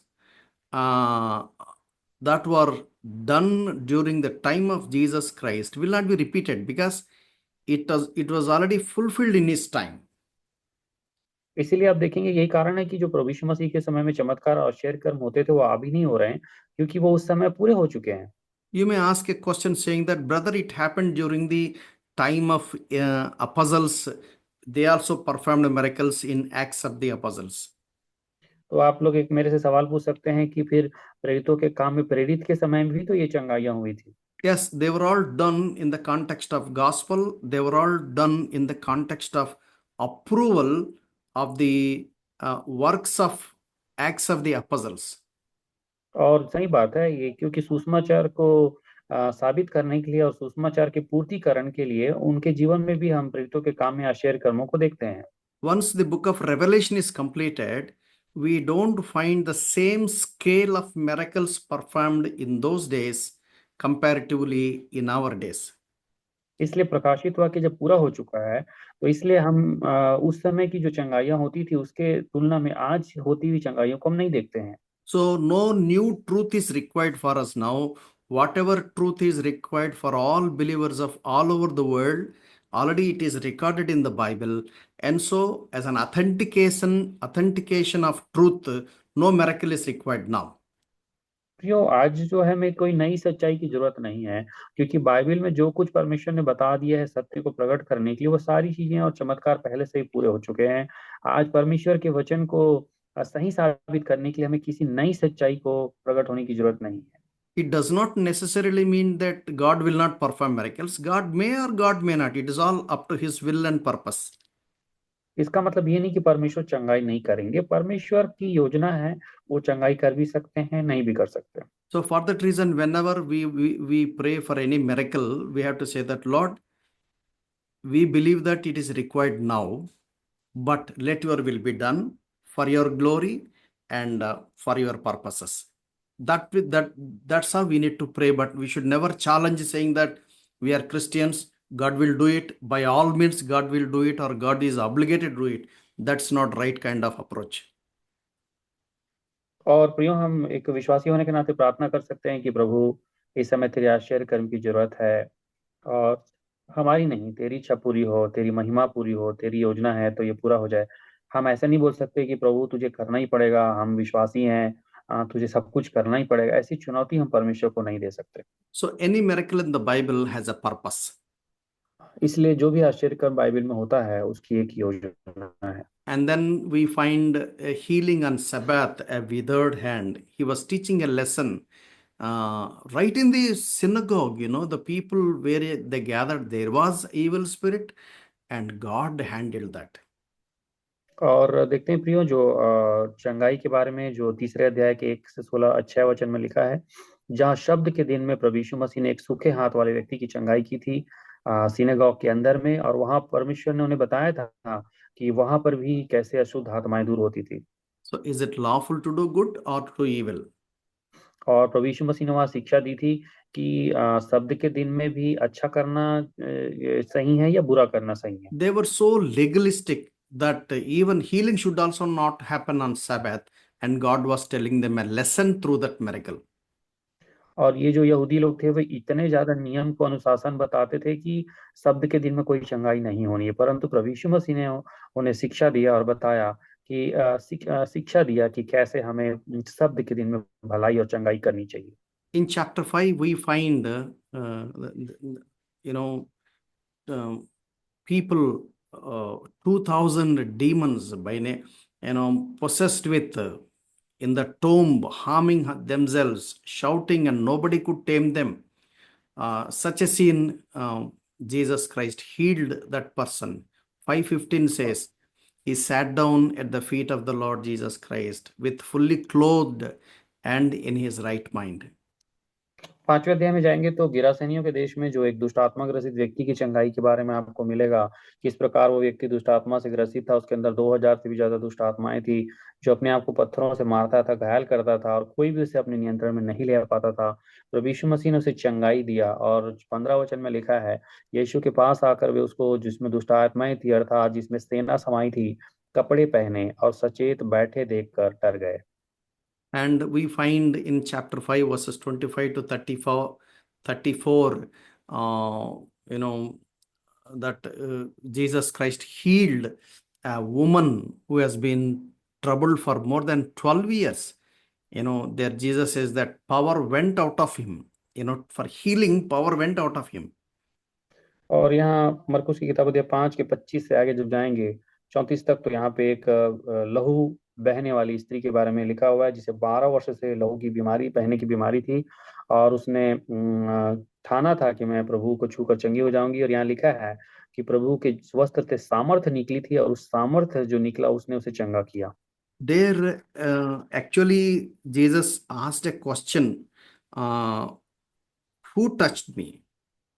और यहाँ पे प्रभु यीशु मसीह ने एक सवाल पूछा था कि किसने मुझे छुआ है। And chapter 5 verse 31, who touched me? और यहाँ प्रभु यीशु मसीह ने मरकुस की किताब अध्याय 5 के 30 वचन में सवाल पूछा कि किसने मुझे छुआ है। There was one man from Islam background asking a question, what kind of God he is? He doesn't know. He is not omniscient, because it is recorded in your Bible. He himself said, who touched me? और एक बार किसी इस्लाम को मानने वाले व्यक्ति ने ऐसा एक आलोचना करने के लिए सवाल किया कि तुम्हारा परमेश्वर नहीं जानता क्या कि उसे किसने छुआ है? या तो यहाँ तो वो सवाल कर रहा है कि मुझे किसने छुआ है। But the actual truth is, Jesus wanted this lady who has been healed from this issue of blood, who has been suffering for 12 years. She touched every doctor she knew, and she paid a lot for healing, never healed. She got healed, she kept quiet. Jesus wanted her to come before the crowd. Jesus wanted to tell her that Jesus healed me. God wanted that kind of testimony, but she kept quiet. So he knew who touched him, but he wanted her to come out and openly confess and say that, testify the miracle of Jesus Christ. और यहाँ पे देखिए प्रभु यीशु मसीह ने क्यों कहा कि किसी ने मुझे छुआ है, वो इसलिए क्योंकि ये स्त्री 12 वर्षों से लहू बहने की बीमारी से ग्रसित थी, बहुत सारे वैद्यों से इन्होंने दुख उठा चुकी थी, ये चंगी नहीं हुई थी। और प्रभु यीशु मसीह के वस्त्र को छूने के बाद ये चंगी हो गई थी। तो प्रभु चाहते थे कि ये बहन भीड़ से ना डर के लोगों के सामने गवाही दे कि किस प्रकार इसके जीवन में चंगाई उसे मिला हुआ है। It does not mean to say that he does not know. He knows it. He should have called her by name, but he didn't do that. He's such a good gentleman. He says that he wanted her to come by herself. Because normally ladies, they have some kind of introversion or some kind of fears. But once healed, come out publicly, openly say that God has healed me. No one could do that. That is a testimony. और प्रभु यीशु मसीह अंतर्यामी थे, वो जान रहे थे कि किस बहन ने छुआ है, वो उसका नाम भी जान रहे थे, वो चाहते तो उनका नाम लेके बोल सकते थे, लेकिन प्रभु ने ऐसा नहीं कहा क्योंकि वो एक सज्जन व्यक्ति हैं। इसलिए वो चाह रहे थे कि एक बहन की जब इतना बड़ा छुटकारा हुआ है, उसे लहू से चंगाई मिली है, तो क्यों ना वो सामने आए और अपनी अपनी गवाही लोगों के सामने रखे। And then later we find how Jesus Christ raised that dead young girl in chapter 5 verses 35 to 43. And then chapter 6, more than 5,000 people were healed, were fed with the 5 loaves and 2 fishes. And then Jesus walked on the water in chapter 6. और हम देखते हैं 5वें अध्याय के 35 से 43 के बीच में जो याईर की बेटी जो मर गई थी उसे प्रभु ने जिंदा किया, वो आश्चर्यक्रम लिखा हुआ है। 6 अध्याय के 34 से 44 के बीच में जो प्रभु ने 5,000 से अधिक लोगों को भोजन कराया उसके बारे में लिखा है। और 6 अध्याय के 47 से 52 के बीच में प्रभु यीशु मसीह जब पानी के ऊपर चले उसके बारे में लिखा है। And then another 4 miracles, chapter 7, 2 miracles, and chapter 8, 2 miracles. उसके बाद 7वें अध्याय में हम 2 आश्चर्य कर्मों को देखते हैं, जिसमें सुरफिनिक जाति की बहन महिला की एक बेटी को दुष्टात्मा ग्रसित थी, वो चंगाई हुआ, और जो अंधे गूंगों की चंगाई हुई, बहरों और गूंगों की। और उसके बाद 2 आश्चर्य कर्म था जिसमें 4,000 लोगों को भोजन कराना और एक अंधे की चंगाई थी, वो 8वें अध्याय में। And then we find demon possessed healed in chapter 9 verses 20 to 29. There were group healings and many in chapter 1 verse 32 to 34 and chapter 6 53 to 56. 9 अध्याय का 20 से 29 वचन के बीच में एक बालक था जिसको दुष्टात्मा ग्रसित था, जिसे मिर्गी आती थी, उसकी चंगाई के बारे में हम देखते हैं। और हम देखते हैं मरकुस के 1 अध्याय के 32 से 34 के बीच में जहां बहुत लोग को एक साथ चंगा किया गया था, और वैसा ही 6 अध्याय के 53 और 56 में भी एक साथ बहुत सारे बीमारों को चंगा किया गया था। And then we will see that all these miracles, what Jesus did, focused that he is God the creator, he has authority over nature, and he is God the creator, he has authority over demons, he is God the creator, he has authority over sickness, he is the life giver, himself is God because he can give a dead person life. That is the proof, he is God over nature, God over demons, God over sickness, and God can even raise the dead person. That is the reason why what God did, evangelist Mark was trying to present it to his audience. और मरकुस ने प्रभु यीशु मसीह के चमत्कारों को और चंगाइयों को प्रस्तुत किया है, और इस बात के लिए वो इस बात को प्रस्तुत करें कि वो यीशु मसीह के बारे में बताना चाहते हैं कि वो सृजनहार परमेश्वर है, जो प्रकृति के ऊपर, दुष्टात्मा के ऊपर, बीमारियों के ऊपर और मृत्यु के ऊपर अधिकार रखते हैं, क्योंकि उनमें जीवन है, इसलिए वो मृत व्यक्ति को जीवन दे सकते हैं। And what he said, he began with this Mark's Gospel chapter 1 verse 15. The time is fulfilled, the kingdom of God has come near. Repent and believe the gospel. और मार्कुस की किताब में लिखा है कि प्रभु यीशु मसीह की सेवकाई जो हुई उसको वो इन शब्दों के द्वारा हुई, जहाँ प्रभु यीशु मसीह ने कहा कि समय पूरा हुआ है और परमेश्वर का राज निकट आ गया है, इसलिए मन फिराओ और सुसमाचार पर विश्वास करो। मार्कुस 1 अध्याय 15 वचन। I will explain this Mark's Gospel chapter 1 verse 15 sometime later. Marcus 1 अध्याय के 15 वचन को हम कुछ समय के बाद समझेंगे। And then there were few parables. I have said, in 2:21, 2:22, 4:20 to 20, and then 4:21 to 22, 26 to 29. I have given you all the list of it. इसके बाद कुछ दृष्टांतों की घटना है जो 2 अध्याय का 21 में लिखा है, जिसमें पुराने और नए वस्त्रों के पैबंद के बारे में दृष्टांत है। 2 अध्याय के 22 वचन में जो पुरानी नए दाखरस और नई मस्कों के बारे में लिखा हुआ है। उसके बाद 4 अध्याय, उसके 2 अध्याय से 2 वचन से 20 वचन के बीच में बोने वाले के बारे में दृष्टांत लिखा है। 4 अध्याय के 21 से 22 के बीच में जो दिया जो पैमाने के नीचे रखा जाता है उसके बारे में दृष्टांत है। और 4 अध्याय से 26 से 29 के बीच में जो उगने वाले बीजों के बारे में दृष्टांत है। So I want to tell you something very important about the parables. मैं आपको दृष्टांत के बारे में कुछ विशेष बात बताना चाहता हूँ। Why Jesus said parables? प्रभु यीशु मसीह दृष्टांत क्यों कहते थे? What is the purpose? दृष्टांत कहने की योजना का उद्देश्य क्या है? Who can say? Any one of you want to say anything about it? Why do you आप में से think Jesus said in parables? आप में से कोई है जो उत्तर बता सकते हैं कि प्रभु यीशु मसीह दृष्टांतों में क्यों बात करते थे? आप में से कोई है तो अनम्यूट करके उत्तर दे सकते हैं। कि लोग अच्छे से समझ सके। Yeah, that is the famous statement these days, which is not correct. लोग अच्छे से समझ सके ऐसा करके भाई बता रहे हैं, लेकिन ऐसा ये सही नहीं है। Actually, people think that a complicated truth is presented in a simple story form so that people can easily understand. और ये बात समझना है कि ये बहुत जटिल जो सच्चाई है वो एक आसान कहानी के द्वारा यहाँ पे समझाई जाती है, ऐसा हम समझते हैं। नहीं, that's not the purpose. लेकिन ये योजना नहीं है दृष्टांत कहने की। God wanted to tell the truth only those who follow him, those who obey him. और यहाँ सच्ची बात यह है कि परमेश्वर सच्चाई केवल उसी को बताना चाहते हैं जो सच्चे मन से उनको फॉलो करते हैं, उनकी आज्ञा मानते हैं। But those who wanted to know truth for the sake of information, they will never get the information. लेकिन अगर कोई सूचना केवल जानने के लिए सच्चाई को जानना चाहेगा तो वो कभी भी इसके द्वारा दृष्टांत से वो सच्चाई की सूचना को नहीं जान सकता। Let me repeat once again. एक बार फिर से मैं आपको बता रहा हूँ। It looks like a storytelling that some story is told, but in fact, the very inner insights of the story, not all know it. तो यहाँ पे एक अलग बात है कि एक कहानी कही जा रही है दृष्टांत में, परंतु कहानी के अंदर में जो निहित जो सूचना है वो हर कोई समझ नहीं सकता उससे। I'll give you for example. मैं आपको एक उदाहरण दे रहा हूँ। The greatest parable is the parable of seed. आपको मालूम है सबसे ज्यादा जो महत्वपूर्ण जो दृष्टांत है वो बीज के बारे में है। That one parable Jesus Christ expanded very clearly. और इस जो बीज का दृष्टांत है इसको प्रभु ने बहुत ज्यादा विस्तृत रूप से समझाया है।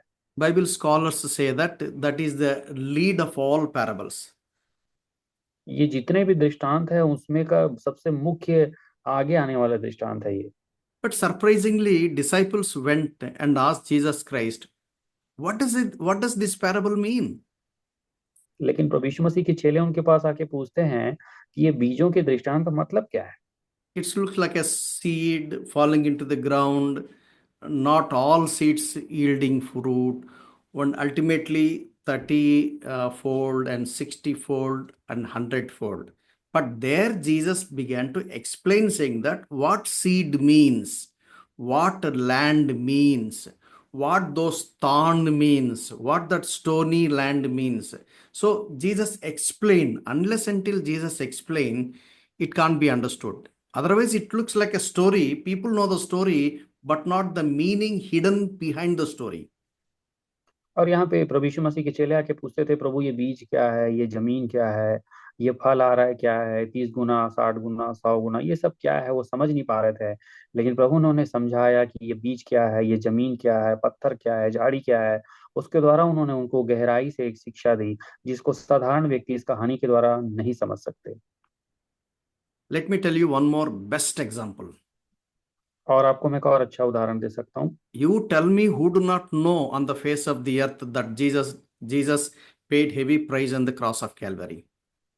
और प्रियो इस संसार का कौन व्यक्ति नहीं जानता कि मसीह यीशु इस संसार में रहते समय बहुत बड़ी कीमत चुकाए हैं।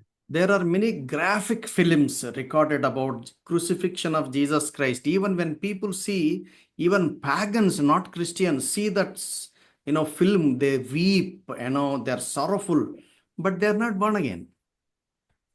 प्रियो, आप देखेंगे कि प्रभु यीशु मसीह के दुख के बारे में इस दुनिया के सब लोग जानते हैं। बहुत सारी फिल्में बनी हैं, पैशन ऑफ क्राइस्ट बना हुआ है, बहुत सारे लोग उसके क्रूसीकरण को देखते हैं, फिल्मों में देखते हैं, रोते हैं और बहुत कुछ उसको देखकर दुखी हो जाते हैं। परंतु ये जितने लोग रोने और दुखी होने वाले लोग हैं, ये लोग नए जन्म पाए हुए लोग नहीं। So not all parables are meant for people to understand, but people asked questions, they received it but they are not willing to obey him. And so those truths were hidden to them. So the purpose of parable is to give them the information, but insights only for them, those are willing to obey and honor God. इसलिए प्रियो, जो दृष्टांत है उसको लोग जानना चाहते हैं, लोग सुनते हैं, सूचना को उसके पा जाते हैं। परंतु जो लोग प्रभु यीशु मसीह के अनुयायी हैं, जो उनका आदर करते हैं, आज्ञा को पालन करते हैं, वो उस दृष्टांत के अंदर की छुपी हुई सच्चाई को जान पाते हैं। In my experience, I could clearly understood that God's truth is expensive. God's truth is very costly. It is not distributed just like that for everybody. और मैंने आज तक अपने जीवन में समझा है कि परमेश्वर की सच्चाई बहुत महंगी होती है, उनकी सच्चाई की कीमत बहुत ज्यादा होती है, हर किसी को बांटा नहीं जा सकता।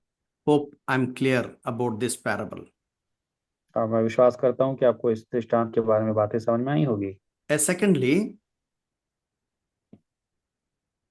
दूसरी बात है, every parable will have just one interpretation. You don't have to dig every detail.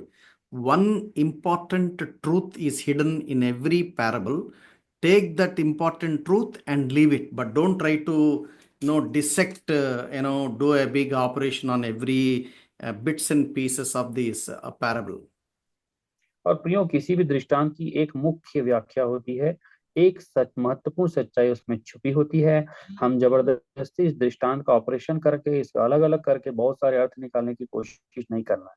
For example, old garment, new garment, old wine skin, new wine skin. जैसे यहाँ पे दृष्टांत लिखा हुआ है, जो नए नए जो नए पैबंद जो पुराने वस्त्रों पे लगा दी जाते थे उसका दृष्टांत, या फिर पुरानी मशकों में जो नया दाखरस डालते थे उसका दृष्टांत। So here simple, believer, unbeliever, spiritual, carnal, they cannot go together. They are separated. That's it. One truth. You cannot have anything more than that. और इसका सीधा सीधा मतलब क्या है? विश्वासी और अविश्वासी को अलग करता है। विश्वासी अविश्वासी साथ में चल नहीं सकते। So, and then after parables, teachings, we have got many, I've given you all the list. You can just go through, you'll be able to understand. With regard to the Passion Week, I'll explain you. You'll be able to easily follow.